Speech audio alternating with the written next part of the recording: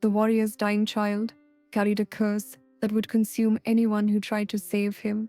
But when Seraphina chose to risk everything, she discovered her own blood held secrets darker than death itself. In the shadow realm of Velethris, where ancient magic bleeds through the veil between worlds, Seraphina Blackthorn knelt beside her grandmother's grave for the third time this moon cycle. The obsidian headstone bore runes that glowed faintly in the perpetual twilight of the Whispering Woods, marking the resting place of the last known blood witch of their bloodline. Or so everyone believed.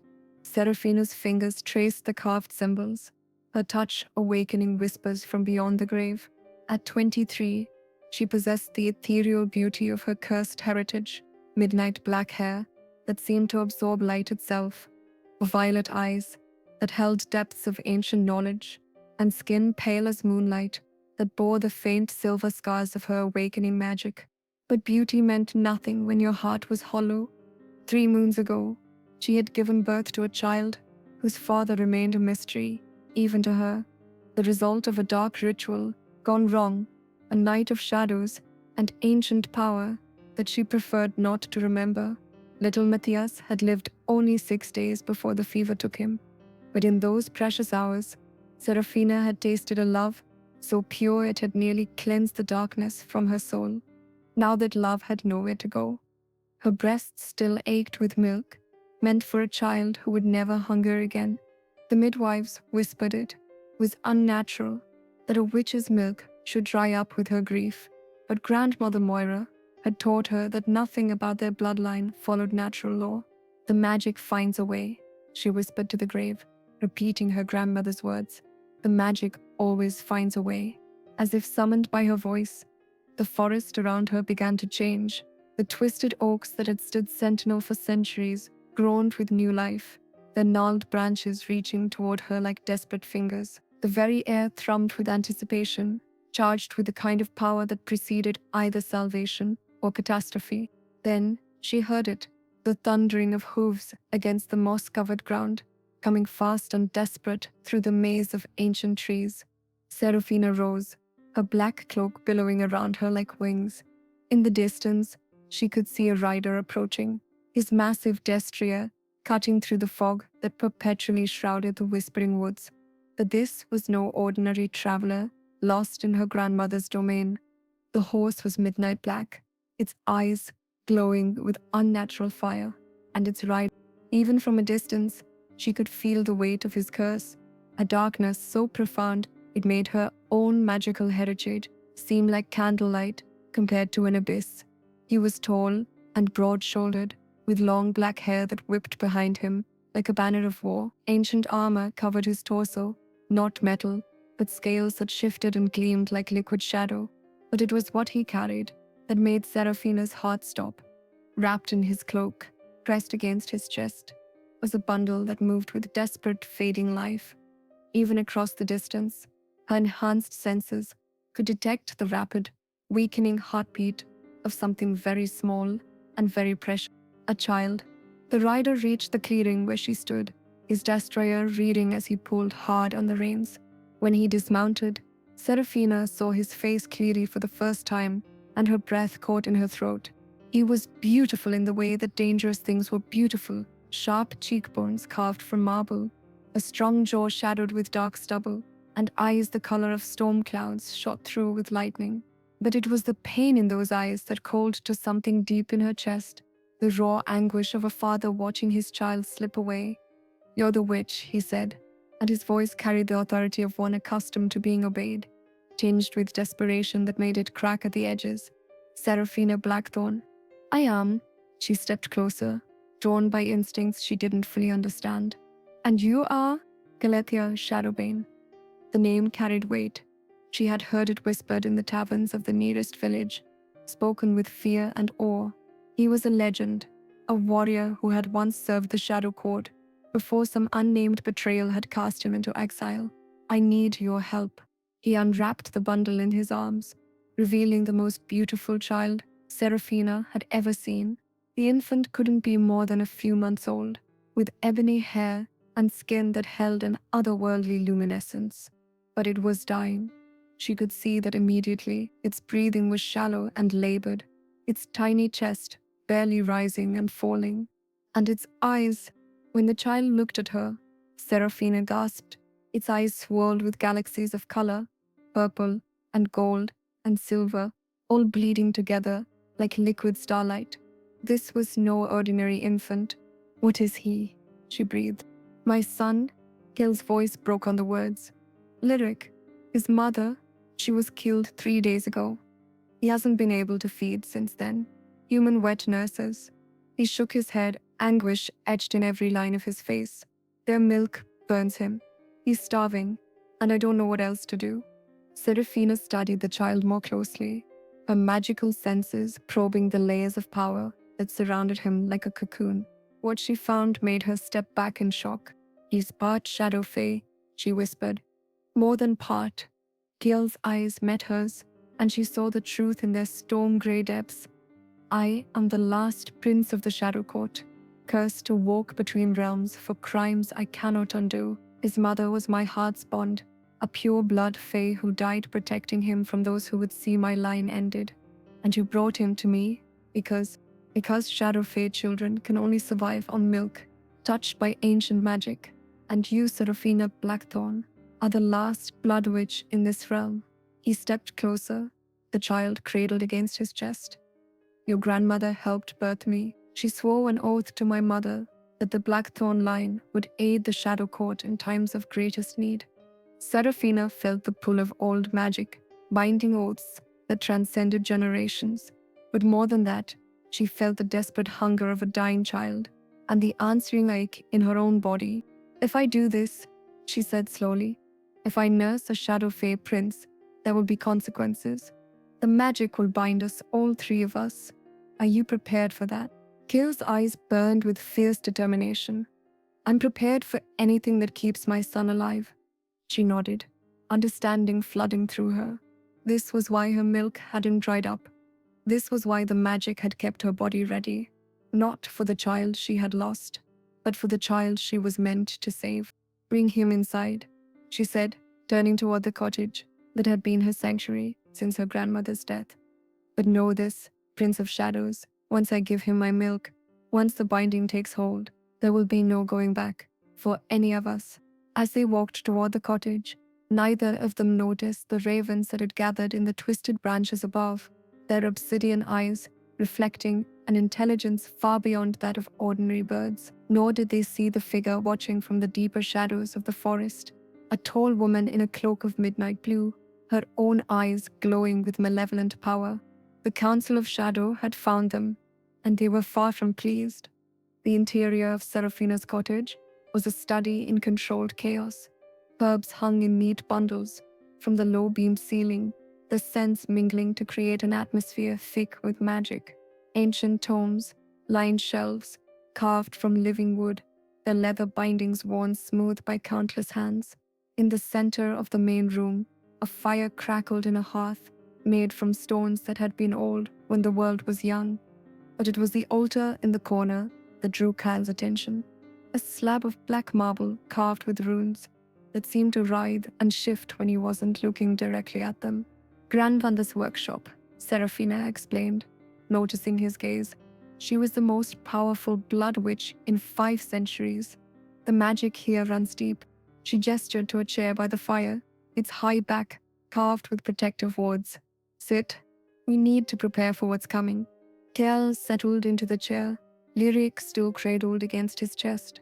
The child's breathing had grown even more labored during their short walk, his tiny fists clenched with the effort of clinging to life. How long do we have? Seraphina asked, moving to a cabinet filled with vials and jars. Hours, maybe less. Culler's voice was raw with suppressed emotion. He's been fighting for 3 days. He doesn't have much left. Seraphina pulled out several vials, the contents glowing with soft light. Then we do this now, before his strength fails completely. She paused, her violet eyes meeting his. But first, you need to understand exactly what you're asking of me. She moved to the altar, her fingers tracing runes that flared to life at her touch. When a blood witch nurses a magical child, especially one as powerful as your son. It creates a bond that goes beyond the physical. My magic will recognize him as mine to protect. Your magic will see me as part of your pack, so to speak. She turned to face him fully. And a child, he will carry traces of both our essences for the rest of his life, making him even more powerful, Gale said, understanding dawning in his eyes. Making him a target. Her expression was grave. There are those who would kill for the chance to control a child bound to both Shadow Fae and Blood Witch magic. The Council of Shadow, the witch hunters of the northern kingdoms, the demon courts, they'll all want him.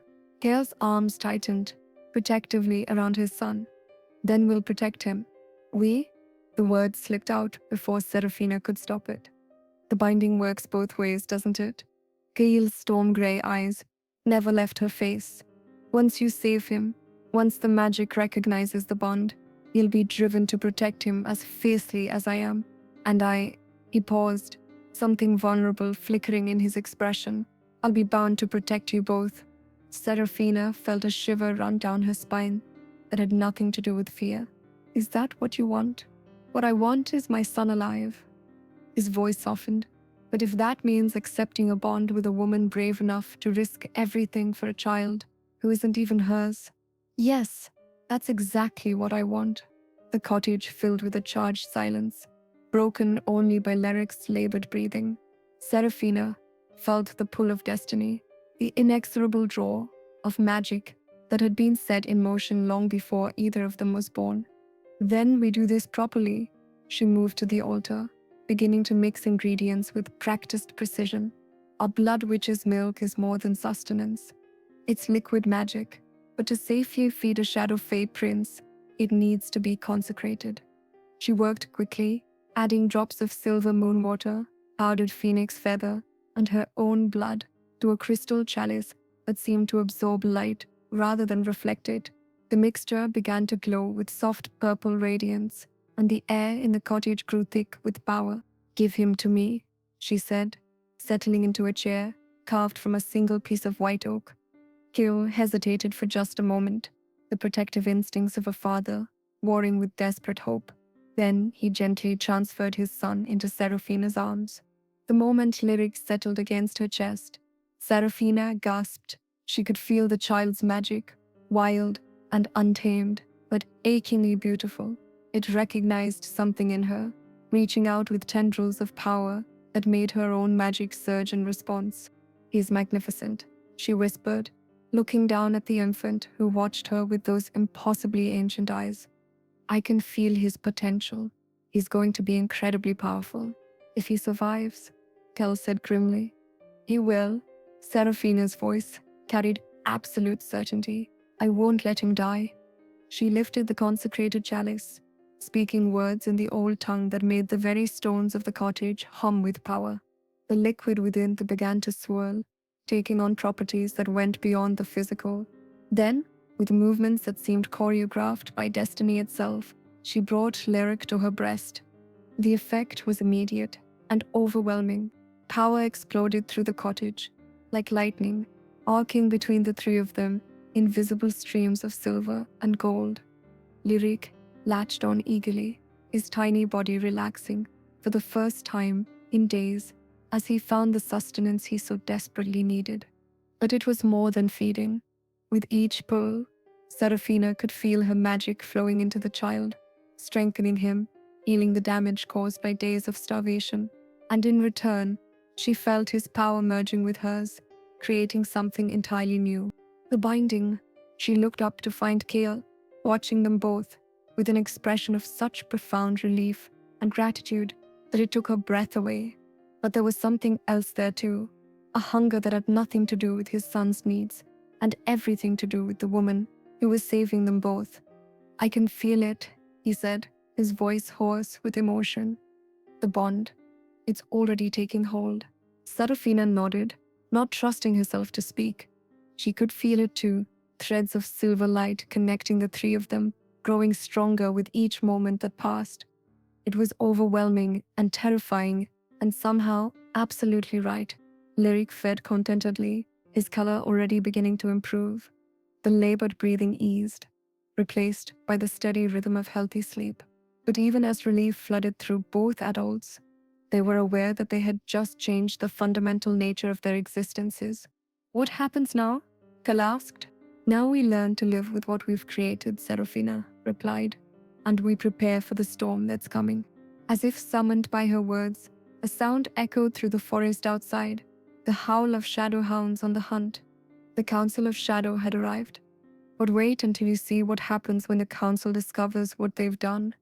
Gale was on his feet instantly, his hand moving to the sword at his side with fluid grace. The blade that emerged from its sheath wasn't made of metal. It was forged from crystallized shadow, its edges crackling with dark energy. How many? Serafina asked, her voice remarkably calm, as she continued to cradle Eric. At least 6 riders, maybe more.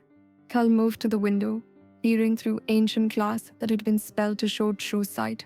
Council enforcers, by the look of their mounts. The shadow hounds howled again, closer this time. Their cries weren't entirely sound. They carried frequencies that bypassed the ears and struck directly at the soul, designed to inspire terror in their quarry. They can't enter the cottage, Serafina said, not without invitation. My grandmother warded this place with blood magic that predates their authority. They don't need to enter. Kyle's expression was grim. They'll simply wait us out. The council has patience, and they know I can't stay hidden forever. Not with Lyric depending on... He stopped, his eyes widening with realization. They're not here for me. What do you mean? The timing.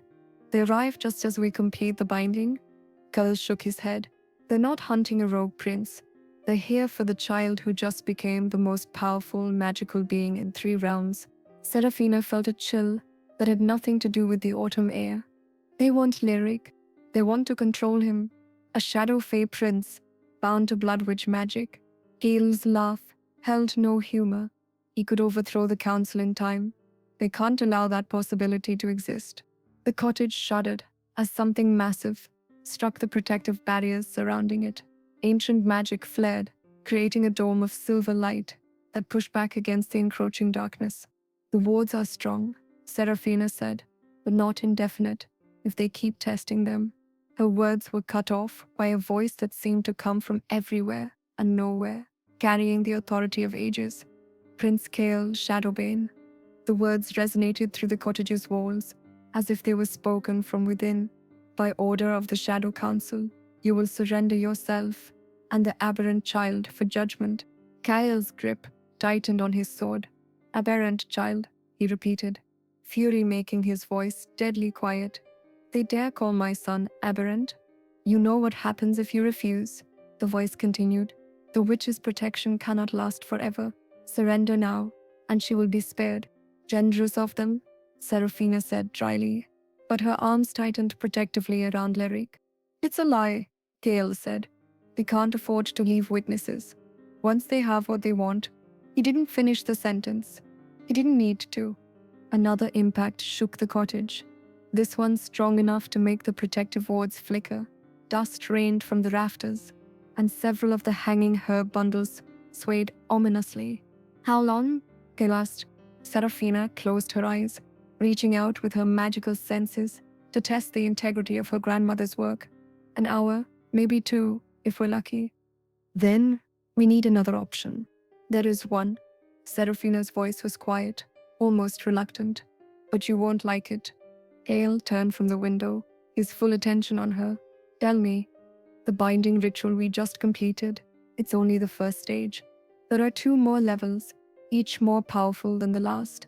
She looked down at Lyric, who had finished feeding and now gazed up at her with those otherworldly eyes. The deep binding would make us a true magical triad, our powers intertwined so completely that separating us would be like tearing apart the fabric of reality itself. And that helps us how? A triad bonded by blood witch magic is sacrosanct under the old laws. Even the council can't touch us without violating agreements that predate their existence. Her violet eyes met his. But the cost? What cost? We would be bound for life, not just magically, but in every way that matters. Our souls would be intertwined, our fates inseparable. She paused, making sure he understood the full implications. We would become family in the truest sense. You, me, and Lyric, connected by bonds that death itself couldn't break. The cottage shuddered again, and this time the wards sparked visibly, their silver light flickering like a candle in a storm. Kale stared at her for a long moment, his storm grey eyes searching her face. You would do that? Bind yourself to a stranger and his child forever, just to keep us safe? He's not just your child anymore. Seraphina's voice was soft, but absolute. The moment I fed him, the moment I accepted the first binding, he became mine too. I can feel it. He's carved a place in my heart that will never heal if something happens to him. She looked up at Kyle. And you're not a stranger anymore either. Something shifted in Kyle's expression. A wall coming down that had been built of pain and betrayal and long years of isolation. The deep binding, he said. How do we do it? Are you sure? Once it's done? Seraphina. He crossed to her, kneeling beside the chair so their eyes were level. I lost my heart's bond to council politics and shadow court machinations. I've spent 3 years believing I would never trust anyone enough to let them close to my son. His hand came up to cup her cheek, his touch gentle, despite the calluses of a warrior. But watching you save him, feeling the way the magic recognizes you as his protector, I think I was meant to find you. Her breath caught in her throat. Can't you? I'm sure, he said firmly. Tell me what we need to do. The wards flickered again, more violently this time. They were running out of time. Seraphina nodded, resolve solidifying in her chest. The deep binding requires blood from all 3 participants, mixed with starlight and spoken over with the oldest words of power. She gestured toward the altar. Everything we need is here, but she hesitated. But what? The ritual will show us each other's true selves. Every secret, every fear, every moment of darkness we've tried to hide, it will all be laid bare. There can be no deception in a deep binding, no hidden corners of the soul. She searched his face. Are you prepared for that? Gale's smile was small, but genuine. Lady, I've been carrying darkness for so long. I'd forgotten what light looked like. If you can accept what you see in me, then yes, I'm prepared. Another impact. This one strong enough to crack one of the cottage's ancient support beams. Time was up. Then we do it now, Seraphina said, rising with Lyric still in her arms. And we pray to whatever gods still listen, that we're strong enough to survive what we're about to become. As they moved toward the altar, neither of them saw the figure watching from the shadows beyond the wards. A woman whose beauty was as cold and terrible as winter moonlight, her eyes burning with jealousy and rage. Morntwin, Nightshade, former heart's bond to Prince Kel Shadowbane, had found them at last, and she was not pleased to discover her beloved attempting to bind himself to another. The cottage's protections were strong, but they weren't designed to keep out someone who had once been family. Someone who still carried a piece of Kyle's power in her very soul. You think the council was their biggest threat? Wait until you meet the woman who was supposed to be dead. The altar hummed with power as Seraphina began arranging the components for the deep binding. Sacred crystals formed a perfect circle around the black marble surface, each one attuned to a different aspect of soul magic. At the center, she placed a chalice carved from meteoric glass, black as night, but shot through with veins of silver that seemed to move like living things. The blood must be freely given, she explained, producing a ritual dagger whose blade caught and held the firelight, and the words must be spoken with absolute conviction. Any hesitation, any doubt, and the binding will fail. Cleathia nodded, settling beside the altar with Lyric cradled in his arms. The infant was alert now, his strange eyes tracking the movement of magic in the air around them. It was as if he understood, on some primal level, that his fate was being decided. I'll go first, Seraphina said, taking the dagger in her right hand. Blood of my blood, magic of my magic, I offer myself to the binding. She drew the blade across her palm, letting several drops of crimson fall into the chalice. The meteoric glass hissed where her blood touched it, and silver light began to spiral up from the chalice's depths. Kelal took the dagger next, his movements sure and steady. Blood of my blood, magic of my magic, I offer myself to the binding. His blood was darker than hers, almost black, and when it mixed with hers in the chalice, the light changed from silver to deep purple. Now lyric, Seraphina said gently. Just a drop. He's so young that even the smallest amount will be incredibly powerful. Khalil pricked his son's tiny finger with the dagger's point, catching the single bead of blood that welled up. But when it fell into the chalice, the reaction was immediate and overwhelming. The cottage exploded with light. Power flooded through every surface, the walls, the floor, the very air itself. The crystals around the altar began to sing, their harmonies weaving together into something that was less sound than pure magic given voice. And through it all, the three of them were connected by streams of visible energy that pulsed with their combined heartbeats. Now the words, Seraphina gasped, raising her voice over the magical symphony. By blood and bone and beating heart, by soul and shadow and sacred art, the cottage door exploded inward. Morwen Nightshade stood in the doorway like an avenging angel, her midnight blue cloak billowing around her tall form. She was beautiful in the way that winter storms were beautiful, dangerous, and mesmerizing, and utterly destructive. Her silver hair fell to her waist like liquid metal, and her eyes burned with cold fire. Stop! Her voice carried power that made the very air tremble. I will not allow this abomination to continue. The deep binding ritual wavered, its energies fluctuating wildly as Morim's presence disrupted the delicate magical balance. But it didn't stop, couldn't stop, now that it had begun. Morwen, Kale's voice was flat, emotionless. You're supposed to be dead, as are you, my beloved. Her smile was sharp as a blade. Yet here we both are, very much alive and apparently eager to desecrate the sanctity of our bond with this witch. She stepped into the cottage, the shadows at her feet reaching out like grasping fingers. Seraphina realized, with growing horror, that the woman wasn't entirely corporeal. She was something between living and dead, sustained by magic and obsession. The bond between us was broken when you betrayed the council, Kale said, not moving from his position beside the altar. When you chose politics over our son's life. Our son is dead because of your pride, Mordwin snarled, her beautiful mask slipping to reveal something twisted beneath. If you had simply accepted exile instead of fighting them. Our son is very much alive. Kale's arm tightened protectively around Lyric. As you can see, Maureen's burning gaze fell on the infant for the first time, and her expression shifted from rage to confusion to something that might have been hunger. That's not. He's different. Changed. He's been bound to Blood Witch magic, Seraphina said, struggling to maintain the ritual's momentum despite the chaos around him.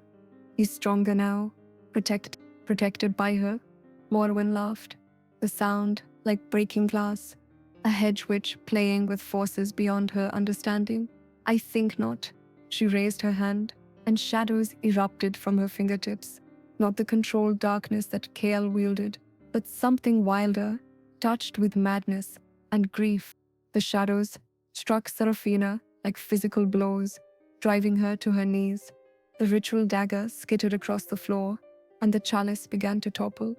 Kale moved faster than thought, his own shadow magic rising to meet Morwen's attack.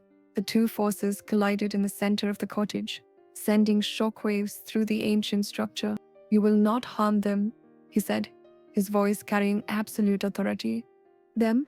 Morwen's eyes widened with realization. Oh, Kale, what have you done? What have you allowed yourself to feel for this mortal? The deep binding energies pulsed around them, growing stronger, despite the interruption. The ritual had its own momentum now, fed by the blood they had spilled, and the emotions running high between all of them.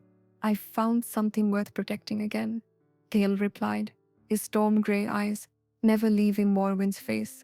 Something worth living for. Then you found something worth dying for, as well. Morwen's form began to shift, becoming less human and more creature of pure shadow and malice, because I will not allow another to take my place in your heart. She launched herself forward, darkness streaming behind her like wings. But she had forgotten about the cottage's protections, the ancient wards that responded to hostile intent. Silver light erupted from the walls, floor, and ceiling, forming a cage around the vengeful spirit. Maureen shrieked as the purified magic burned her shadows away, revealing the truth of what she had become. "You're not alive," Seraphina breathed, understanding flooding through her. "You're a revenant, sustained by obsession and unfinished business." Clever witch, Maureen's voice was distorted now, echoing with the harmonics of the grave. "I died 3 years ago. Yes, killed by council assassins for the crime of loving their enemy. But love like mine doesn't simply end with death." The silver cage contracted around her, and she screamed in fury and pain. But instead of destroying her, the magic seemed to be purifying her, stripping away the madness and malice to reveal the grief-stricken woman beneath. "I loved you," she whispered to Kyle, her voice breaking. "I loved our son. When they killed me for it, when they took everything away, I couldn't let go." Maldwyn. There was pain in Kale's voice, old wounds reopening. "Let me go," she pleaded, tears streaming down her translucent cheeks. "Please, beloved, I can see now what I've become, what my obsession has made me. Let me find peace." Seraphina looked at Kale, seeing the conflict in his face. This woman had been his heart's bond, the mother of his child, or so she believed. Ending her torment was an act of mercy, but it was also final, a severing of the last connection to his past. "The deep binding," Seraphina said softly. "It can break the chains that hold her here, give her the peace she needs, but it has to be completed first." Kale nodded slowly, understanding. "Morrowind, can you hold on just a little longer?" The Revenant managed a weak smile. "For you, my love. Always for you." Seraphina retrieved the ritual dagger, her hands shaking slightly as she resumed her position beside the altar.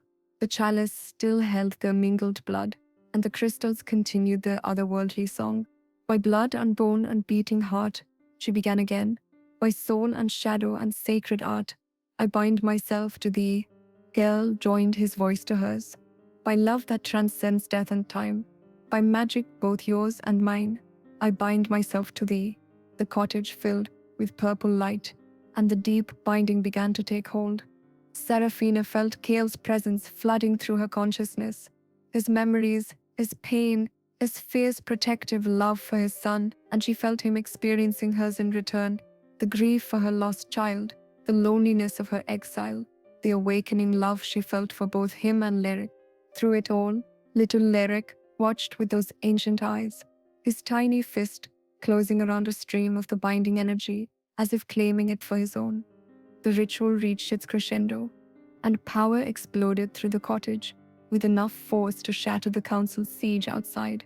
Shadow hounds howled as they were blown backward by the wave of purified magic, and their riders fought to maintain control of their mounts. When the light faded, 3 beings stood where there had been separate individuals before, still themselves, but more connected by bonds that ran deeper than blood, stronger than steel. And in her cage of silver light, Morwen smiled with genuine joy.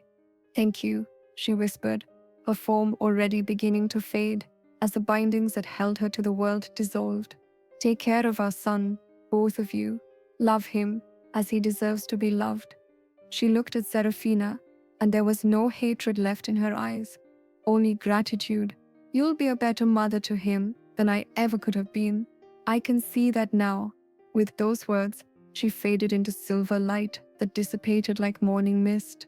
At last, Morduin Nightshade found the peace that death had denied her. Outside, a horn sounded, the council forces retreating in the face of power they couldn't understand or control. For now, the 3 of them were safe. But as Kale took Seraphina into his arms, as she felt their souls singing together in perfect harmony, she knew that this was only the beginning. They were bound now, the 3 of them, by magic older than kingdoms. Whatever came next, they would face it together, and that, she realized, was worth any price. The council has retreated, but someone else has been watching, someone who knows exactly how to destroy what they've just created. Dawn broke over the whispering woods like a blessing, painting the ancient trees in shades of gold and rose. For the first time in 3 years, Serafina woke to something other than the hollow ache of loss. She was sprawled across Kyle's chest in the cottage's single bed, Lyric sleeping peacefully between them. The infant had grown visibly stronger overnight, his skin glowing with the healthy radiance that came from properly channeled magic. The binding had done more than save his life. It had awakened abilities that lay dormant in his bloodline. "He's beautiful when he sleeps," Gale murmured, his deep voice rumbling through his chest. His arm tightened around Serafina's waist, and she marveled at how natural it felt to be held by him. "He's beautiful, always," she replied, reaching out to stroke the infant's dark hair. "I can feel his magic growing stronger by the hour, as can I feel yours." Gale's fingers traced patterns on her bare shoulder, each touch sending sparks of magical energy dancing across her skin. The binding, it's unlike anything I've ever experienced. Serafina lifted her head to look at him, struck anew by the sharp beauty of his features in the morning light. "Do you regret it?" "Never." His storm grey eyes held hers with unwavering intensity. "For the first time since Morven's death, I feel complete." The mention of his former bond brought a shadow across his face, and Serafina felt an echo of his grief through their connection. "She loved you deeply," she said softly, "even corrupted by obsession and death. That love was real." "Yes." Kala's hand came up to cup her cheek. "But so is this. What I feel for you. It's not a replacement for what I lost, Serafina. It's something entirely new."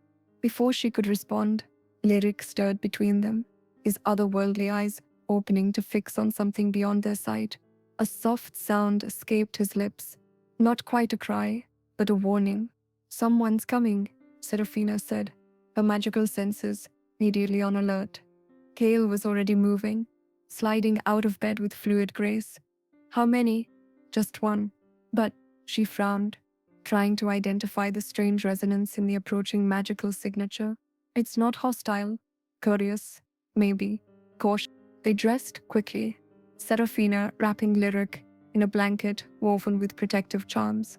By the time they emerged from the cottage, a figure was visible at the edge of the clearing, a woman mounted on a pure white stallion, her long auburn hair crowned with a circlet of silver leaves.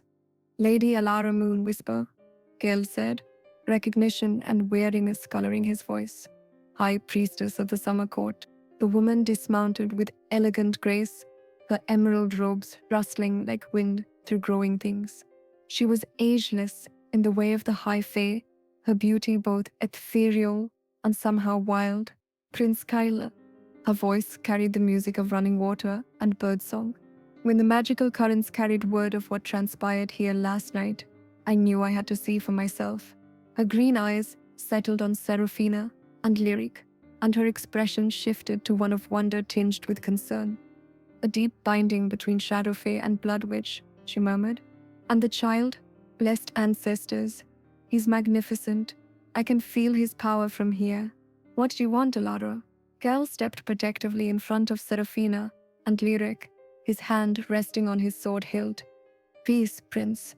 I come not as an enemy, but as one concerned for the balance between our realms." She gestured to the cottage, which still hummed with residual binding energy.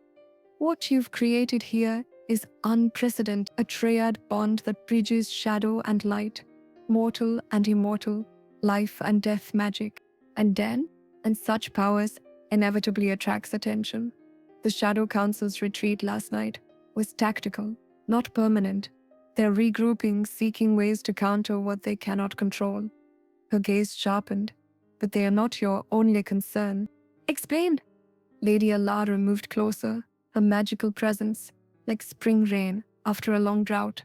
"The demon courts have felt the power surge.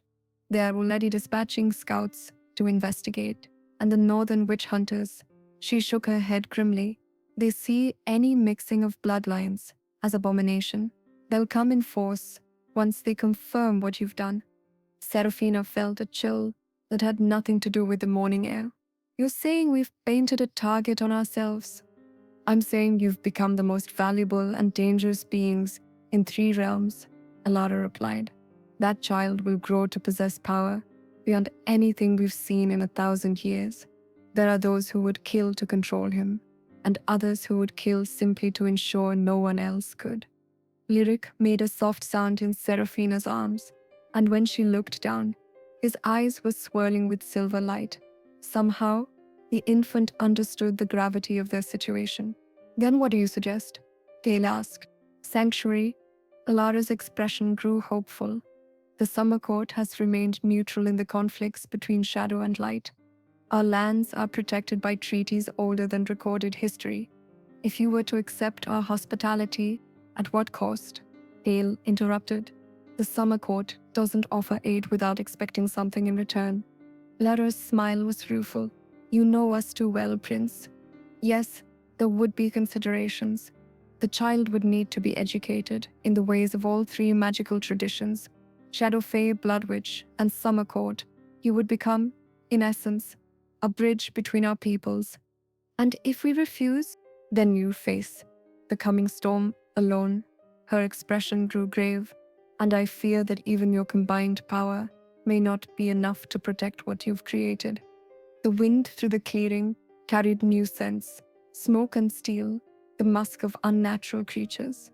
In the distance, shadows moved between the trees that were too large and too purposeful to be natural wildlife. They're already coming, Seraphina whispered, her enhanced senses detecting multiple magical signatures, approaching from different directions. Scouts from at least 3 different factions, Alara confirmed. You have perhaps an hour before the first wave arrives. Kael's jaw tightened with decision. What are the terms of your sanctuary? The child receives full protection and education until he comes of age. In return, Alara hesitated. He would be considered a ward of the summer court, with all the obligations that entails. Which means he could be used as a political tool, Seraphina said flatly. All powerful beings are political tools to some degree, Alara replied. The question is whether you prefer he be one with protectors who value his well-being, or one at the mercy of those who see him only as a weapon. Through their bond, Seraphina felt Kael's internal struggle. The warrior in him wanted to fight, to face their enemies head-on rather than accept what amounted to exile. But the father in him recognized the wisdom in Alara's offer. There's another option, a new voice said from the edge of the clearing. They turned to see a figure emerging from the forest, tall and lean, wrapped in a cloak that seemed to be cut from the night sky itself. When he lowered his hood, Seraphina gasped. The newcomer's face was a mirror of Kael's, but where Kael's features spoke of controlled power, this man radiated something wilder, more dangerous. His eyes were silver, rather than grey, and they held the cold light of distant stars. Draven, Kael breathed. I thought you were dead. Not dead, brother. Merely, elsewhere. Draven's smile held no warmth. I've been traveling the shadow roads, learning things that would interest you greatly, such as the existence of a place where none of our enemies can follow, a realm between realms, where the old magic runs so deep that even the ancient laws bend to accommodate it. His silver eyes fixed on Lyric, and Seraphina instinctively stepped back. A place perfect for raising a child who will one day reshape the balance of power across all the magical realms. You're talking about the Nexus, Lady Alara said, her voice sharp with alarm. That place has been sealed for good reason, Draven. The magic there is too pure, too primal. It changes those who dwell within it. Yes? Draven agreed, his smile widening. It does. The approaching magical signatures were growing stronger, and Seraphina could now hear the distant baying of shadow hounds, the mechanical whir of witch hunter, constructs, and something else, a sound like screaming wind that spoke of demonic presence. Decide quickly, Draven said. I can open a portal to the Nexus, but the window of opportunity is small. And the cost? Kel demanded. No cost to you or the child, but the witch. Draven's gaze settled on Seraphina with calculating interest. Her blood is the key to opening the way. She would need to undergo a transformation that would make her something more than human, something less than mortal. Absolutely not, Kale snarled, moving to stand between his brother and Serafina. The choice isn't yours alone, Draven replied calmly. Ask her what she's willing to sacrifice for the child's safety. All eyes turned to Serafina, who clutched Lyric more tightly to her chest. Through the binding, she could feel Kale's desperate desire to protect them both, his fear of losing someone else he loved, but she could also feel something else. Lyric's trust in her, his absolute faith that she would make the choice that was best for him. What kind of transformation? She asked quietly. Serafina. No. What kind? She repeated, ignoring Kale's protest. Draven's expression grew almost respectful. You would become a guardian of the Nexus, immortal, bound to the realm itself, possessing power beyond anything you can imagine, but you would also be changed, shaped by forces older than the world itself. You might not be entirely when the process is complete. The sound of their hunters grew louder. Time was running out, and Lyric would be safe. Absolutely. The Nexus exists outside normal space and time. He could grow to full power without interference from any faction. But the cost to you could be everything you are, Kayla said urgently. Serafina, please, we'll find another way. She looked at him, this man who had become so much more than she'd ever dared hope for. Through their bond, she shared with him the certainty that filled her heart. There is no other way that doesn't put Lyric at risk, she said softly, and he's worth any sacrifice. Not to me, Cal said fiercely. Not if it means losing you. You won't lose me. The binding ensures that part of me will always be with you, no matter what form I take. She reached up to touch his face, memorizing the feel of his skin, and I'll always be able to find my way back to you both. Before he could protest further, she turned to Draven. Open the portal. Draven nodded, beginning to weave patterns in the air that made reality ripple like water. Step through quickly. When I give the word, the transformation will begin the moment you enter the Nexus. Wait, Lydia Laura said suddenly. There's something you should know about the Nexus, about what the transformation will make you. What? The Guardians aren't just protectors of that realm. They're its judges, its arbiters of who may enter and who must be turned away. If you become one of them, she paused, choosing her words carefully, you'll have power over the access points between all realms, the ability to grant or deny passage to anyone seeking to move between worlds. The implications hit Serafina like a physical blow. As a guardian, she wouldn't just be protecting Lyric. She would be in a position to control the movements of every faction that threatened them. I'll be able to stop them, she breathed. All of them. Yes. But the power will change you in ways we can't predict. You might become something your current self wouldn't recognize. The first of their pursuers broke through the tree line, a pack of shadow hounds with riders in council colors.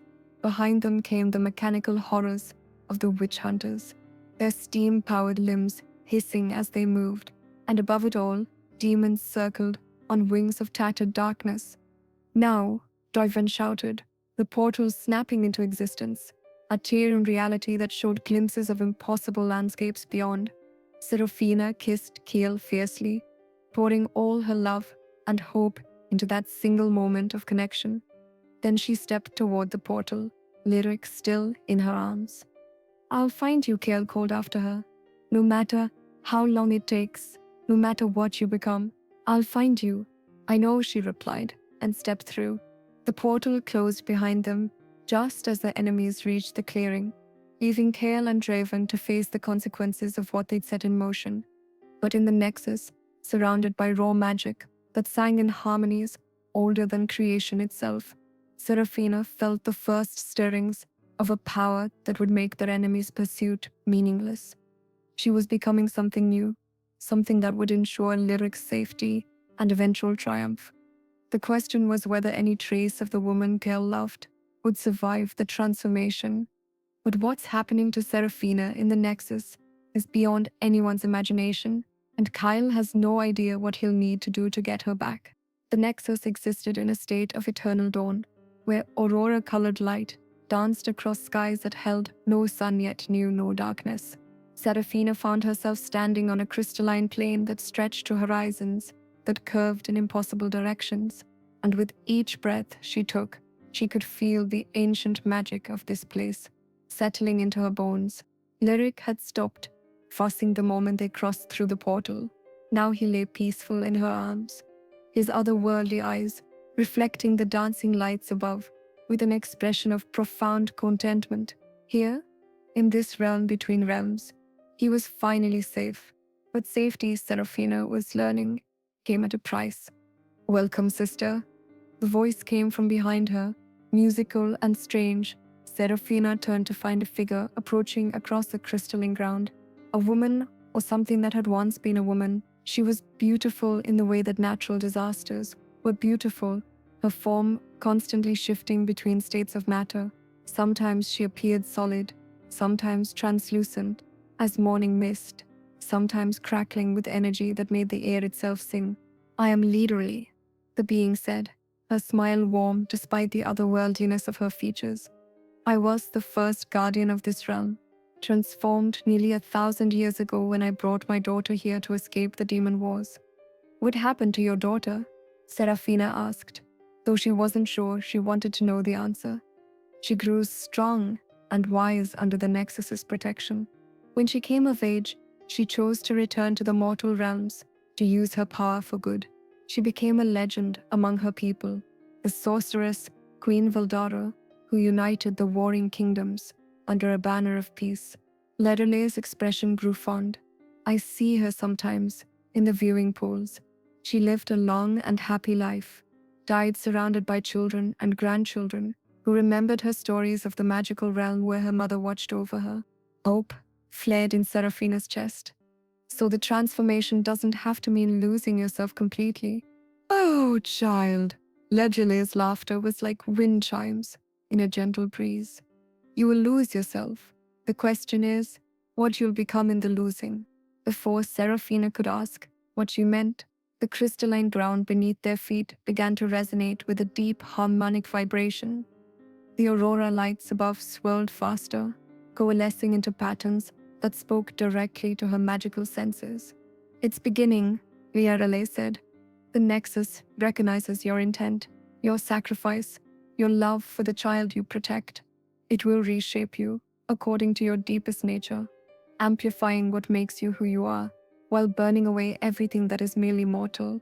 Power began to flow through Seraphina's body, starting as a warm tingle in her extremities, but quickly building to something that felt like liquid fire in her veins.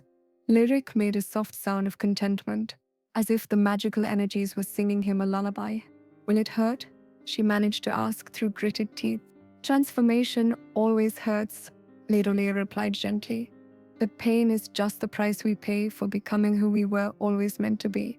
The power reached Seraphina's heart, and she gasped as she felt her very essence beginning to change. Her magical abilities, already formidable, expanded beyond anything she had imagined possible. She could suddenly perceive the connections between all things, the threads of possibility that linked past and future, the currents of power that flowed between the realms, the delicate balance that kept reality from spinning into chaos. And through it all, she held on to two anchors, the child in her arms and the bond that connected her to Kyle across whatever distance separated them. "He's searching for you already," Larathi observed, apparently able to read her thoughts. "Your Shadow Prince. The binding between you grows stronger even as your form changes. That's unusual." "How so?" "Most who undergo the transformation find their mortal bonds fading as they ascend to a higher state of being. But yours," she studied Seraphina with eyes that held depths of ancient knowledge. "Yours is actually deepening. The magic recognizes your triad bond as something sacred, worth preserving even through transformation." The changes were accelerating now.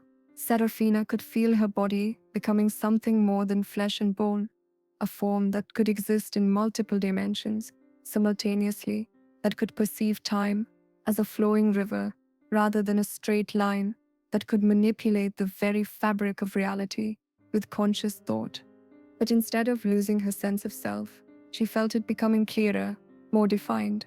Every memory, every emotion, Every aspect of her personality was being crystallized into something diamond bright and eternal.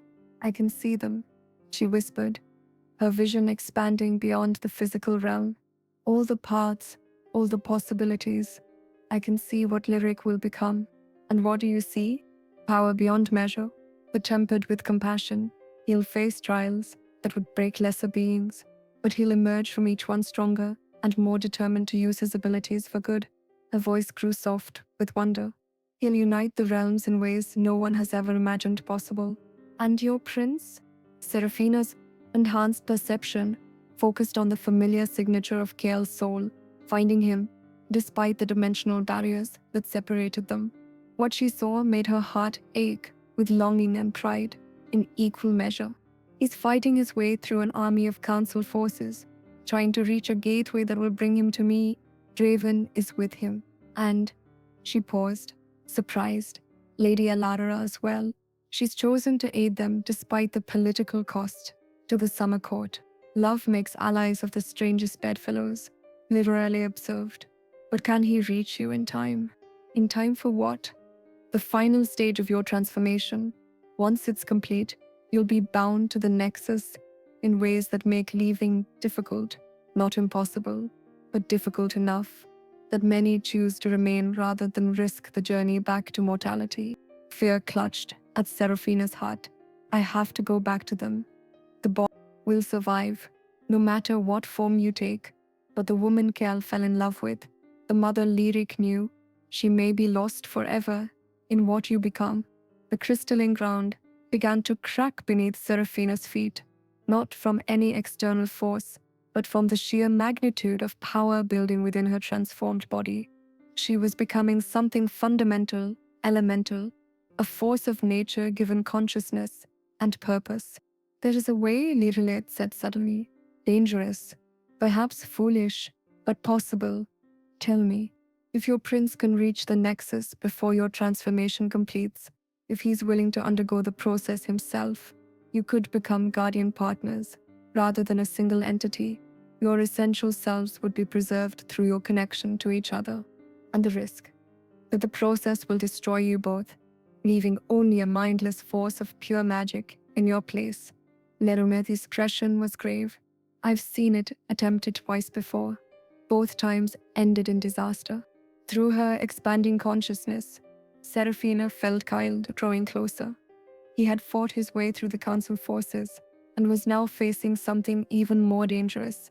A pack of demon lords who had sensed the power building in the Nexus and sought to claim it for themselves. He was magnificent in battle, his shadow magic flowing around him like liquid night as he carved through their ranks. But she could see the cost. Each use of his power was burning away years of his life, drawing on reserves that were not infinite. He won't make it in time, she realized with growing despair. Perhaps not to prevent your transformation, Latterly agreed, but perhaps in time for something else entirely. What do you mean? The Nexus remembers all who enter it, child. Every soul that has ever been touched by its power leaves an imprint here. If your prince arrives after your transformation is complete, if he's willing to merge his essence with yours, she paused, you could become something unprecedented, a guardian triad, with the child as your anchor to the mortal realms. The idea was staggering in its implications. Has such a thing ever been attempted? Never. But then, there has never been a deep binding between beings of such power before. Nirale smiled. The Nexus recognizes the uniqueness of what you three represent.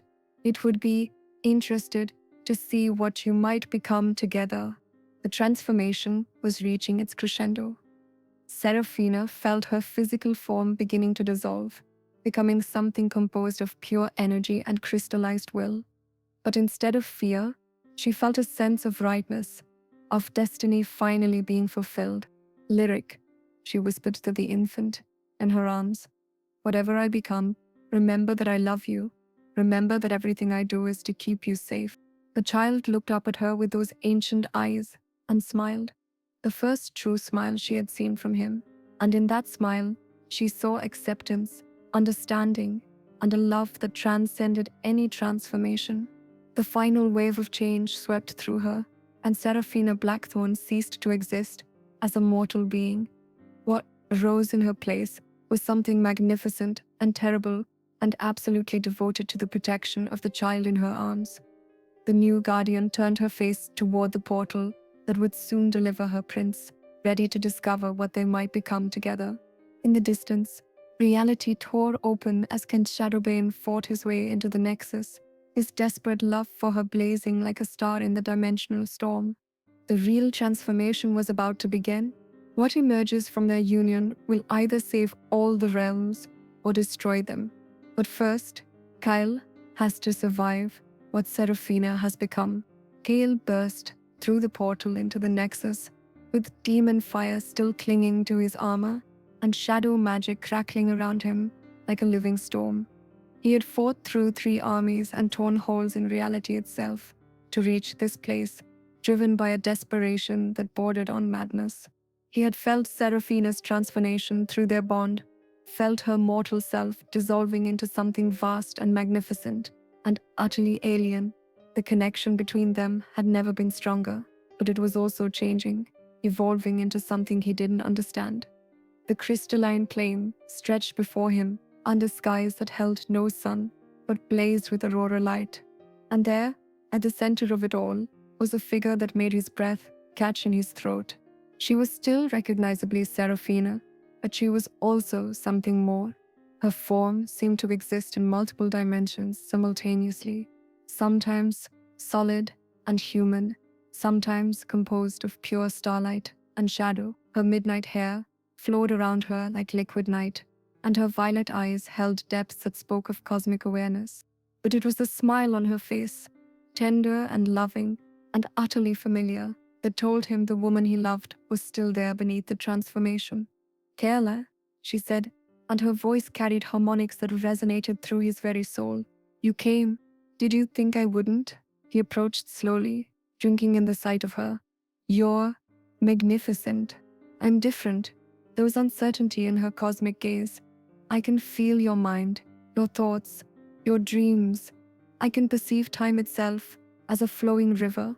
I am connected to forces that span dimensions." She paused. "Are you afraid of what I've become?" Instead of answering with words, Kyle closed the distance between them and pulled her into his arms. The contact sent shock waves of power through the crystalline plane, but also something else, a sense of completion, of 2 halves of a whole, finally reuniting. "I could never be afraid of you," he murmured against her hair. "Different doesn't mean lost. You're still the woman who saved my son, who risked everything for a child that wasn't even yours." "Lyric?" she said suddenly, turning to where the infant lay on a bed of crystallized light, playing contentedly with streams of pure magic that danced around his tiny fingers. "He's grown so much stronger here. The Nexus recognizes his potential." Kael looked at his son and felt his breath catch. Lyric was still an infant, but his eyes now held an awareness that seemed almost adult. The child looked at his father and smiled, reaching out with hands that trailed silver fire. "Hello, little prince," Kales said softly, lifting his son into his arms. The contact sent a jolt of recognition through the triad bond. Suddenly, all 3 of them were connected by threads of power that pulsed with their combined heartbeats. "The transformation is incomplete," said a musical voice from behind them. Kale turned to see Liatu approaching, her form shifting between states of matter like living aurora. "Not for all of you." "What do you mean?" "The child is the anchor," Merale explained, "but the triad can only reach its full potential if all 3 members undergo the Nexus transformation. As you are now, Prince Kale, you're still bound by mortal limitations. Your lifespan, your power, your ability to exist in multiple dimensions, all constrained by your physical form." Seraphina's transformed eyes fixed on him with burning intensity. "You don't have to. The choice is yours, and I'll love you, regardless of what you decide. But if you underwent the transformation, if you became a guardian like me, we could be together for eternity. We could raise Lyric in a realm where he's safe from all threats, watch him grow into the power he's destined to wield." Gal looked down at his son. then back at the woman who had become the center of his universe. The choice should have been difficult, giving up his humanity, his mortality, everything he had been. Instead, it was the easiest decision he'd ever made. What do I need to do? Liadale's smile was radiant. Simply accept what the Nexus offers. Open yourself to its power, and let it reshape you according to your deepest nature. Wait, Seraphina said suddenly. There's something else. Something Laramel told me about guardian partners.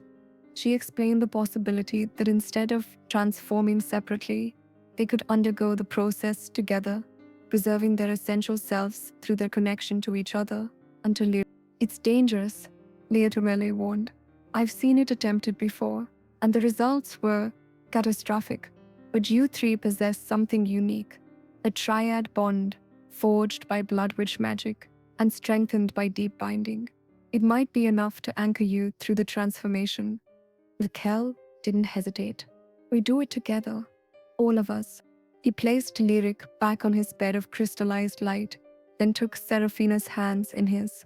The moment their fingers intertwined, power began to flow between them, his shadow magic merging with her blood magic, creating something entirely new. Whatever happens, he said, looking into her cosmic eyes, we face it as one. As one, she agreed. They began to speak the words that would bind them, not just to each other, but to the Nexus itself. Ancient syllables that predated language, that spoke directly to the fundamental forces that shaped reality. The crystalline plane began to resonate with harmonic frequencies that made the very air sing. Aurora lights spiraled down from the impossible sky, enveloping the three of them in cocoons of pure power. Kala felt his physical form beginning to dissolve, but instead of terror, he felt anticipation. Through the triad bond, he could feel Seraphina's presence, merging with his own, their souls intertwining on levels he hadn't known existed. And through it all, Lyric's innocent laughter rang out like silver bells, his joy at having both parents finally together, acting as an anchor that kept them tethered to their essential selves. The transformation reached its peak, and for a moment that lasted an eternity, the three of them existed as pure consciousness, thought without form, love without limitation, power without end.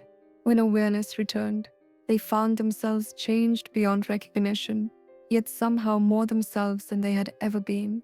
Kael's form was similar to Seraphina's now, existing in multiple dimensions, composed of crystallized shadow and starlight. But his essence remained unchanged. The fierce protector, the devoted father, the warrior who would face any odds for those he loved. Seraphina had become something that married creation and destruction, light and darkness, mortal compassion and cosmic understanding. But at her core, she was still the woman who had risked everything to save a dying child. And Lir, the infant, had been changed by their transformation as well, but in ways that were subtle and profound. His potential, already vast, had become truly unlimited. He would grow to possess power that could reshape reality itself, but tempered always by the love of parents who had sacrificed everything to keep him safe. It's done, Leruneli said, her voice filled with wonder. You've become something unprecedented, a guardian triad, bound by love and sacrifice and magic older than the worlds themselves. As if to test their new abilities, Seraphina reached out with her enhanced senses and perceived the realms beyond the Nexus. The Shadow Council was in chaos, their carefully laid plans disrupted by the power surge that had accompanied the transformation. The demon courts were retreating, recognizing that they now faced opponents beyond their ability to challenge. And the northern witch hunters, they're still coming, she said with surprise. Despite everything, they're still planning to hunt us. Then they'll learn the folly of threatening a guardian triad, Gale replied, his voice carrying harmonics of barely contained power. No, Seraphina said firmly. We won't rule through fear or domination. That's not who we are. She gestured, and the crystalline plane around them shimmered, revealing viewing pools that showed scenes from across the realms. We'll do something better. We'll show them what we've become, what Lyric represents. We'll give them hope instead of terror. Through their bond, Keel felt her intention and smiled. It was brilliant in its simplicity. Instead of hiding in the Nexus or waging war against their enemies, they would emerge as protectors, as bridges between the warring factions that had torn the realms apart for centuries. The child will need teachers, he said, representatives from all the magical traditions, so he can understand every aspect of the power he'll one day wield. And we'll need allies, Serafina added, beings we can trust to help maintain the balance we're trying to create. Beginning with the summer court, said a familiar voice from the portal entrance. They turned to see Lady Elara and Dryven stepping through, both looking somewhat worse for wear after their battles, but alive and determined. The political landscape is shifting, Elara reported. Your transformation has created ripple effects across all the realms. Some factions are terrified, others are hopeful, but all recognize that the old balance of power is gone forever. Good, Serafina said. It was a balance built on fear and oppression anyway. It's time for something better. She lifted her hand, and reality rippled around them. Suddenly, the crystalline plain was no longer empty. Structures began to form from the very air, buildings that were somehow both architecture and living art, spaces designed for learning and growth, and the nurturing of young minds. Welcome to the Academy of the Nexus, she announced, where the next generation will learn to use their power, not for conquest, but for creation. Gale felt pride surge through their bond as he watched his beloved begin to reshape their sanctuary into something that could serve all the magical realms. This was why he had fallen in love with her, not just her beauty or her power, but her unwavering commitment to using her abilities to help others. Larry cooed softly from his bed of crystallized light, and when they looked at him, his eyes were swirling with colors that reflected the aurora above, gold and silver and deep purple, all bleeding together like liquid starlight. He approves, Serafina said with a smile that held all the warmth of her mortal self. Our little prince wants to help build a better world. Then that's exactly what we'll do, Hill replied, taking her hand as they watched their son play with streams of pure magic. They had been transformed, elevated beyond mortality itself, but at their core, they remained what they had always been, two souls bound by love, united in their determination to protect the innocent and create a future worthy of the child they both adored. The real story was just beginning, but their enemies aren't finished. In fact, the transformation has awakened something that's been sleeping for 1,000 years, and it's hungry. 3 months had passed since the establishment of the Academy of the Nexus, and already it was attracting students from across the realms, young witches and warlocks, fey children with wild magic they couldn't control, even a few reformed demons seeking to understand the nature of power without corruption. Serafina moved through the crystalline halls like living starlight, checking on her students' progress with the kind of attention that had made her a legendary healer in her mortal life. Her transformation had not diminished her capacity for nurturing.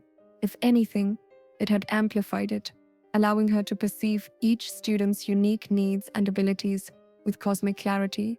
The Thornfield boy is having nightmares again, she reported to Kale as they met in their private chambers. The space was a perfect blend of comfort and cosmic wonder, furniture carved from crystallized dreams, walls that showed views of all the realms simultaneously, and a ceiling that mirrored the emotional state of whoever looked upon it.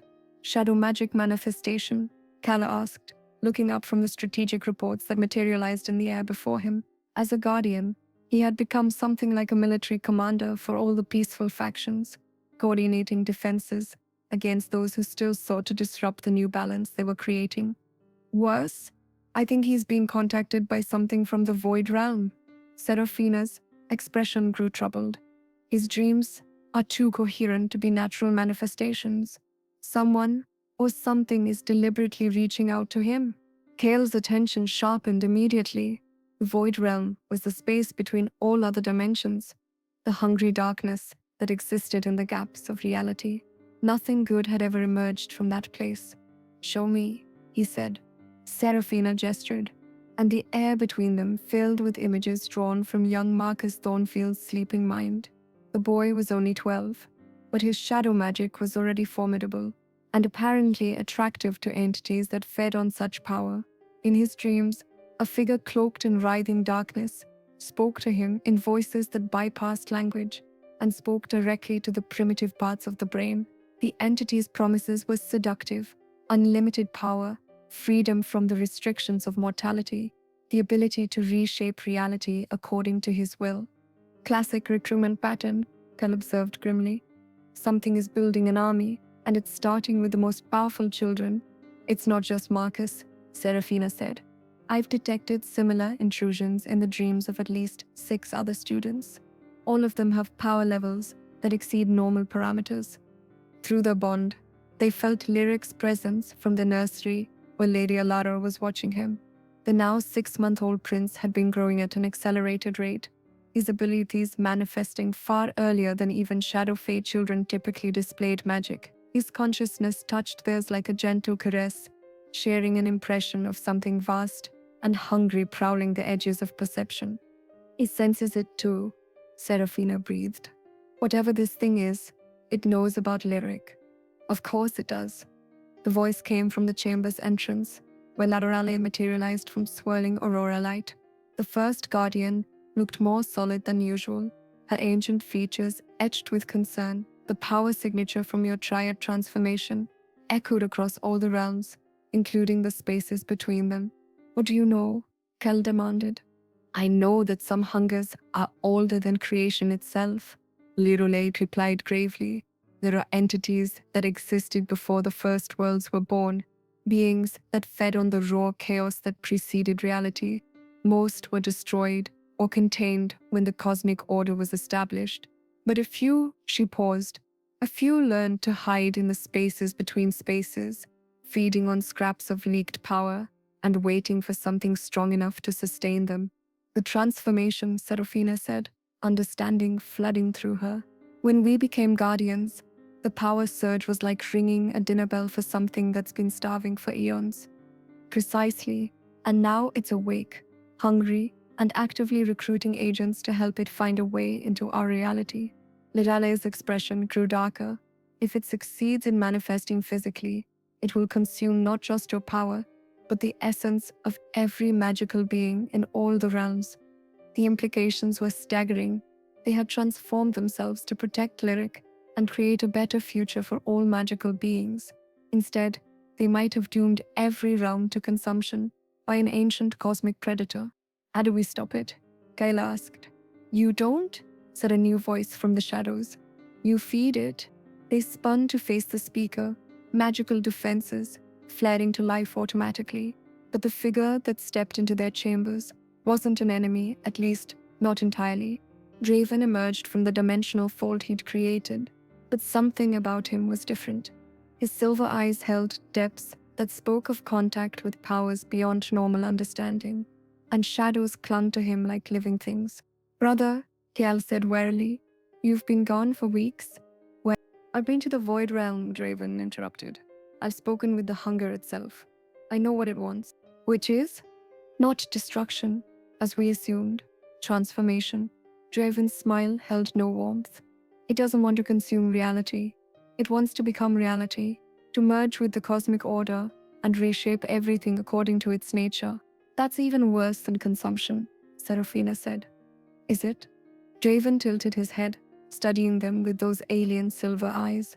Consider what it's offering, a reality where power flows freely, where the artificial barriers between realms dissolve, where beings like your son don't have to hide their true nature or have their growth stunted by political considerations. Through their bond, both Kyle and Serafina felt a chill of recognition. Draven wasn't just reporting what the entity had said, he was advocating for it. You've been corrupted, Kyle said flatly. I've been enlightened, Draven corrected. The hunger showed me visions of what could be worlds where magic reigns supreme, where beings of power aren't constrained by the needs of lesser creatures, where your son could grow to his full potential without having to consider the political ramifications of every use of his abilities. At the cost of free will for every other being in existence, Serafina pointed out. Free will is overrated, Griven replied with chilling casualness. Most beings use it poorly anyway. Under the hunger's guidance, everyone would fulfill their true purpose, achieve their maximum potential. Kel's hand moved to his sword, but before he could draw it, Lyric's presence flooded through their bond, not distressed, but curious. The infant prince was studying his corrupted uncle with a kind of intense focus that suggested he was perceiving layers of reality beyond the physical. "Don't," Serafina said softly, placing a hand on Kale's arm. "Look through Lyric's eyes. See what he sees." Gaul opened his consciousness to his son's perspective and gasped at what he found. Draven wasn't just corrupted, he was being used as a conduit, a living portal through which the hunger could project its influence. The entity was speaking through him, but Draven himself was still there, trapped within his own body and desperately fighting against the alien presence. "Help me," Draven's real voice whispered, barely audible beneath the hunger's influence. "It's been inside my head for weeks. I can't fight it much longer." Understanding flooded through the triad bond. This wasn't a betrayal, it was a rescue mission. "The children, it's been contacting," Serafina said, her mind racing. "They're not being recruited as agents, they're being prepared as anchors." "Anchors for what?" Literally asked. "For manifestation," Kale realized, with growing horror. "It's going to use them as living conduits to pull itself into our reality. The more powerful they are, the larger a presence it can maintain." And Lyric, Serafina breathed, with his unprecedented power levels, would allow it to manifest at full strength. As if summoned by the mention of its ultimate goal, the temperature in the chamber plummeted. Frost began forming on the crystalline walls, and the aurora light above them flickered and dimmed. "Too late," Draven said, but now his voice carried harmonics that no mortal throat could produce. "The process has already begun. The children you've gathered here, concentrated in one location, their combined potential focused through this nexus of power, you've created the perfect conditions for my awakening." Throughout the academy, alarms began to sound as students collapsed into unnatural sleep, their consciousness being pulled into a collective dreaming state that would serve as the foundation for the entity's manifestation. "It's happening now," Literally said urgently. "The hunger is trying to use your academy as a summoning circle." Kale and Serafina exchanged a look through their bond, sharing thoughts faster than speech. They had perhaps minutes before the entity gained enough of a foothold in reality to become unstoppable. "We need to sever the connections," Serafina said. "Wake the children, break the collective dreaming." "Need to do more than that," Literally interrupted. "The hunger has been feeding on the ambient power here for weeks, growing stronger. Even if you stop this manifestation attempt, it will just try again, and next time, it will be even more powerful." "Then what do you suggest?" "You give it what it wants," Literally said grimly, "but not the way it expects." Before either of them could ask what she meant, the chamber filled with screaming wind that carried voices from the void, thousands of entities, all crying out in unison as their ancient hunger finally sensed the possibility of satisfaction. The final confrontation was beginning, and the stakes had never been higher. Not just Lyric's safety, but the fundamental nature of reality itself hung in the balance. The solution will require a sacrifice that could destroy everything they've built, but it's the only way to save everyone they love. The Academy of the Nexus had become a battlefield where the war was being fought on multiple levels of reality simultaneously. In the physical realm, the crystalline structures groaned under the assault of interdimensional forces, trying to tear holes large enough for the hunger to manifest. On the astral plane, the entity's consciousness pressed against the barriers between worlds like a vast, writhing mass of alien thought. And in the dreaming space, where the students' minds had been pulled, the real battle was taking place. Serafina materialized in the collective unconscious of her students, her guardian form blazing with protective energy. Around her, 12 young minds floated in cocoons of silver light, all the most powerful students in the academy, including young Marcus Thornfield. But they weren't alone. The hunger had taken a form here that was almost comprehensible, a massive tree whose roots extended into infinity and whose branches reached toward dimensions that had no names. From each branch hung fruits that pulsed with stolen light, and Seraphina realized with horror that each fruit contained the essence of a being the entity had consumed over the eons. Magnificent, isn't it? Draven's voice came from everywhere and nowhere, the hunger speaking through its unwilling conduit. Every star that ever burned, every world that ever dreamed, every soul that ever dared to reach beyond its limitations, all preserved within me, all contributing to something greater than they could ever have been alone. You're describing slavery, not preservation, Seraphina, replied, weaving protective words around the sleeping students. These beings didn't choose to become part of your collection. Choice is an illusion anyway, the entity replied through Driven. All consciousness seeks to return to the source, to become part of something larger than individual existence. I simply expedite the process. One of the fruits pulsed brighter, and Seraphina caught a glimpse of what was inside. A face she recognized from the ancient texts. Queen Valencia Larolai's daughter, the legendary sorceress who had united the kingdoms in an age of peace. You consumed her, she breathed. When she died of old age, surrounded by family and friends, you stole her soul before it could find natural rest. I gave her eternal purpose, the hunger corrected. Through me, she lives forever, her wisdom and power contributing to the greater cosmic design. She lives as your prisoner. She lives as my child, as you all shall. Once the transformation is complete, the tree began to shift, its branches reaching toward the cocooned students. If those tendrils made contact, the children would be pulled into the entity's collective consciousness. Their individual identities dissolved into the vast alien hunger. Seraphina struck with power that cracked the foundations of the dreaming space, her magic flaring brilliant silver as it severed the reaching tendrils. But for every branch she destroyed, two more took its place. You cannot stop me here, the entity said with Draven's voice. This is my realm now, shaped by my will. You are but a single candle, trying to hold back the ocean. Then it's a good thing she's not alone, Gull said, his form materializing beside her in a cascade of crystallized shadows. Together, their combined power was formidable enough to hold the entity at bay, but they couldn't maintain the defense indefinitely, and every moment they spent protecting the students was time the hunger was using to expand its influence in the physical realm. Through their bond, they felt Lyric's presence. The infant prince was being guarded by Lady Elara and every other ally they had managed to gather, but his power was growing unstable in response to the dimensional stress. If they didn't resolve this soon, his own abilities might tear holes in reality that would give the hunger exactly what it needed. There is a way, Ledermier's voice echoed through the dreaming space as the first guardian materialized beside them. But the cost, tell us, Seraphina demanded, weaving another barrier as the tree's assault intensified. The hunger seeks to merge with reality because it lacks the power to create its own stable realm.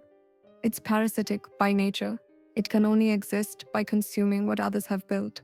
Ledermeier's ancient eyes held the depths of terrible knowledge. But if someone were to voluntarily merge with it, to offer their power and consciousness as a foundation rather than simply another meal, it could be contained, Kel finished, understanding flooding through him, transformed from a parasitic force into something that operates within the cosmic order rather than trying to replace it. Exactly. But the being who made such a sacrifice would cease to exist as an individual entity. They would become the container, the prison, the eternal guardian, keeping the hunger from consuming everything else. The implications hit both Kale and Seraphina like physical blows. One of them would have to sacrifice their individual existence to save everyone else. No, Seraphina said immediately. There has to be another way. There isn't, Literally replied sadly. I've spent 1,000 years studying entities like this. Voluntary merger is the only solution that doesn't result in universal consumption. Through their bond, Galad and Seraphina felt each other's thoughts, their desperate love for one another, and their equal determination to be the one who made the sacrifice. Neither could bear the thought of continuing to exist, while the other became a prison for an ancient cosmic predator. But then, a third presence touched their connection, young and innocent, and filled with an understanding that transcended his physical age. Lyric, the infant prince wasn't just reaching out to them across dimensional barriers. He was offering a solution that only his unique nature could provide. He wants to do it, Serafina whispered, horror filling her voice. He's offering himself as the container. No, Kale said fiercely. I won't allow it. He's just a baby. But even as he spoke, he could feel the rightness of Lyric's proposal through their triad bond. The infant's power was unprecedented precisely because he carried the combined essences of Shadow Fae, Blood Witch, and Nexus transformation. He was the only being in existence who might be strong enough to contain the hunger without being completely consumed by it. He wouldn't cease to exist, Lorelei said, her voice filled with awe as she perceived Lyric's intention. His power is too great, his nature too complex. He would become something new, a cosmic guardian whose purpose is to maintain the balance between order and chaos, creation and consumption. He would lose his childhood, Serafina said, tears streaming down her transformed face. He would never get to play, to learn, to discover who he might have become. But he would save everyone, Kiel said quietly. Every student here, every being in all the realms, and we would still be connected to him through the triad bond. Part of us would always exist within whatever he becomes. The tree was growing larger, its branches now reaching toward the physical realm. They could feel the Academy's defenses beginning to fail under the assault of forces that predated reality itself. They were out of time. Together, Serafina said, making the hardest decision of her existence. If he's going to do this, we do it together. All three of us merge with the entity, but Lyric becomes the dominant consciousness, the one who shapes what it becomes rather than being shaped by it. The triad bond would preserve all your essences within the merged entity, Lydermail confirmed. You would lose your individual forms, but your love for each other, your dedication to protecting others, that would become the foundation of whatever the hunger transforms into. Galen nodded, his decision made. Then we end this. Together, as we began, they reached out through the dimensional barriers, their consciousness merging with Lyric's, as the infant prince prepared to make a sacrifice that would define the future of all the magical realms. The hunger sensed what they were attempting and recoiled, suddenly afraid it had expected to consume them, to add their power to its collection. It had never faced beings willing to voluntarily merge with it, to transform it through the strength of their combined will. What are you doing? Draven's voice cracked as the entity spoke through him, panic replacing its former confidence. Giving you what you wanted, Serafina replied, her hand finding Kyle's as their forms began to dissolve. Merger, transformation, unity. But not on our terms, Kyle added, his consciousness expanding to encompass cosmic forces. On our... No, the hunger screamed through Draven. I will not be contained. I will not be changed. But it was too late. The triad's combined will was already reshaping the entity's fundamental nature, the love and sacrifice becoming the template for its transformation. Instead of consuming reality, it would protect it. Instead of destroying individual consciousness, it would nurture and preserve it. The last thing Serafina saw before her individual awareness dissolved was Lyric's smile, not the expression of an infant, but of an ancient soul who had always known this moment would come. The last thing Kale felt was the warmth of the triad bond expanding to encompass not just the three of them, but every being in all the realms, a connection of protection and love that would endure for all eternity. And then they were gone, transformed into something that had never existed before, a cosmic guardian whose nature was defined not by hunger, but by hope. The Academy of the Nexus stood silent for a moment that lasted forever. Then, slowly, the students began to wake from their unnatural sleep, their consciousness returning to their own bodies. Draven collapsed to his knees, the alien presence finally purged from his mind. Lady Elora clutched an empty blanket, where Lyric had been, tears streaming down her ancient face. But in the spaces between spaces, in the cosmic currents that connected all the realms, something new had been born, a presence that was vast and protective, and filled with love, so pure it made the stars themselves sing in harmony. The hunger was gone. In its place was the guardian, a being that would watch over all of reality, ensuring that no force of chaos could ever again threaten the delicate balance between order and freedom, creation and destruction. And sometimes, in moments of great need or perfect peace, those who were sensitive to such things could feel three distinct presences within that cosmic guardian: a warrior's protective strength, a healer's compassionate wisdom, and a child's innocent hope for a better tomorrow. They had sacrificed everything to save everyone, and in doing so, they had become something even more wonderful than what they had lost. But this isn't the end of their story. Love that transcends individual existence finds ways to manifest that no one could expect. 50 years later, the Academy of the Nexus had grown beyond anything its founders could have imagined. What had begun as a sanctuary for a handful of powerful children had evolved into a multidimensional university where beings from all realms came to study the arts of creation, protection, and harmonious existence. Marcus Thornfield, now a master instructor of shadow magic, stood before his latest class of students, young beings whose ancestors had once been mortal enemies, but who now learned side by side in an atmosphere of mutual respect and shared purpose. Today, we're going to discuss the Great Transformation, he said, gesturing to an image that materialized in the air between them. It showed three figures: a warrior wreathed in shadows, a woman blazing with starlight, and an infant whose eyes held the depth of cosmos themselves, the event that changed the fundamental nature of magical reality and created the protective presence we know simply as the Guardian.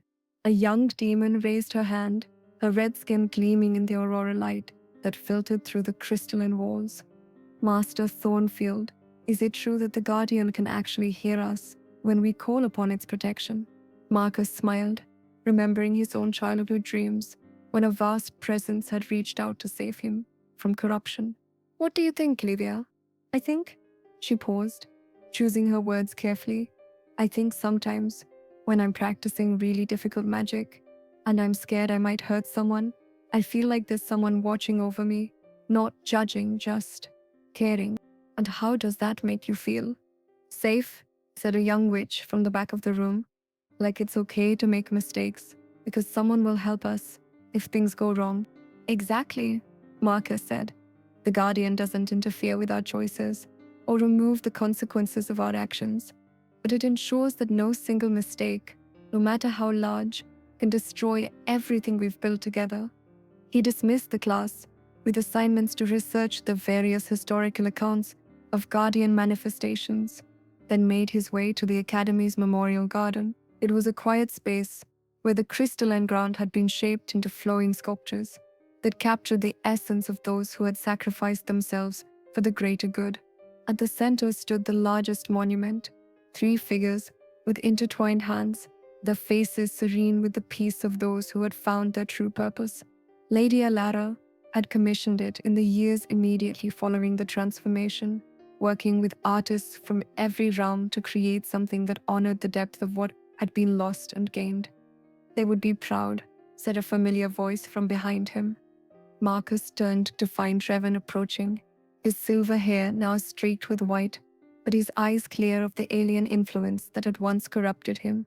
In the decades since his liberation, he had become one of the Academy's most dedicated teachers, using his experience with cosmic forces to help students understand the delicate balance between power and responsibility. Do you really think so? Marcus asked. I know so. Look around you, Marcus. Look at what their sacrifice created. Driven, gestured to the Academy buildings that stretched across dimensions, filled with students and teachers working together despite differences in nature, origin, and magical tradition. This is exactly what Seraphina always dreamed of, a place where power is used to nurture rather than dominate.